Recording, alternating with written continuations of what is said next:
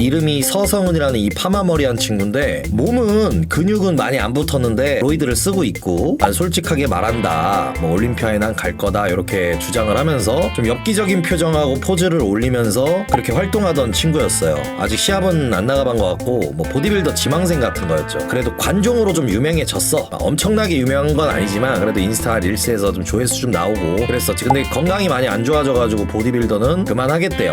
보디빌더는 포기하겠다고 했는데 갑자기 저기 태웅이랑 같이 지내는 손오공이라는 복싱 선수 있잖아요. 프로 복서에다가 옛날에 신인왕까지 커리어가 있고 지금은 체중이 한 115kg인데 빠르고 펀치도 세고 파워도 좋고 체력도 좋아요. 그 사람한테 맞짱을 뜨자고 신청을 한 거야. 그러니까 어제 싸웠는데 당연히 손오공한테는 한 10초 정도 만에 졌어. 엄행어사에서 이제 이 백사라는 요 사람이랑 이렇게 맞짱을 붙였더라고. 그러니까 왼쪽은 어떻게 보면 로이더 쓰다가 그만둔 일반인 투기 종목 안 배워본, 오른쪽은 한국 체대에 다니는, 한국 체대를 나왔는지 지금 다니는지 모르겠어. 근데 엘리트 복싱을 한 15년 경력의 프로복서인데 어떤 애들은 이렇게 둘이 붙였는데 지금 결과가 뭐 프로복서가 그렇게 압도적으로 이기진 않았어요. 그러다 보니까 태영이가 이 백사라는 자기 멤버를 엿먹이려는 거 아니냐 이렇게 얘기하는데 내가 봤을 때 그건 아니야. 왜냐면 태영이 입장에서는 당연히 복싱 원툴로 배웠다고 하더라도 백사가 누가 봐도 훨씬 유리한 게임이란 말이야. 왜냐면은 아무것도 안 배워내고 왼쪽은, 오른쪽은 자기 홈그라운드에서 자기 멤버들 보고 있고 스승들 보고 있고 대표들 보고 있고 싸움도 많이 해봤고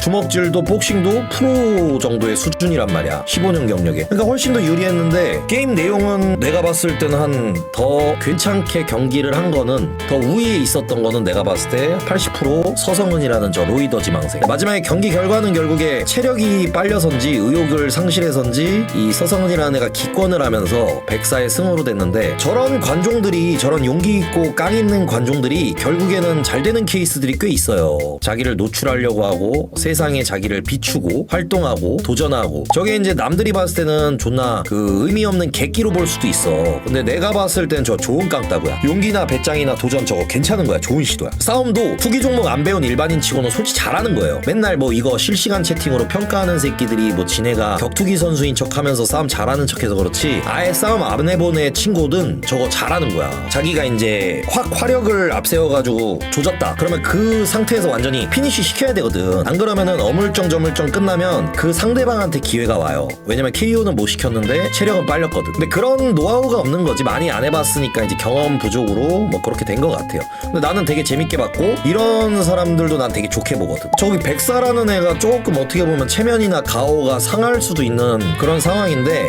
이 백사라는 애가 내가 보니까 이 실력을 떠나서 모르는 사람을 뭐 어떤 명분이나 이유 없이 그냥 막 잔인하게 족친다 이런 거를 이게 잘 못하는 것 같아 아직. 그러니까 방송 경력이 얼마 안 돼요 지금. 근데 이제 서성은하고 사실 둘이 원한이 있거나 원수지간이어서 막 조져야 되는 건 아니잖아. 그러다 보니까 전력을 다해가지고 목숨을 다해가지고 서성은을 조진다 막 이런 느낌은 잘 없어요. 근데 어쨌든 백사가 조금 약간 밀리는 감이 있었어. 아무래도 보니까 그냥 일반인보다도 복싱만 원툴로 하던 사람들이 넘어지거나 복싱의 거리가 깨지거나 복싱 룰을 어긋나거나 이러면 그냥 아무것도 안 배운 애들보다 오히려 더 헤매는 것 같아요. 맨날 복싱으로 하는 거리랑 방식이 있잖아요 룰이. 근데 그 룰에서 깨졌어. 넘어뜨리고 태클 들어오고 니킥 맞았어. 그러면 이게 어리버리한 거야. 그러다 보니까 진짜로 일반인, 아무것도 안 배운 일반인보다도 더 옳다거나 아니면 아무것도 못하고 끝나더라고. 그래서 복싱하는 애들이랑 싸울 때 보통 막 테이크다운 하거나 이 붙어서 클린치로 싸우거나 넘어뜨리거나 그런 거 많이 하잖아요. 근데 그런 방식을 갖고 왔어 서성은이라는 친구가. 체력이 좀 빠지고 스탠딩 상태에서는 상대가 안 돼요. 백사라는 친구가 완전히 압도합니다. 복서들은 그냥 K1 킥복싱만 가도 아무것도 못하더만 그러는데 근데 손오공은 달라요.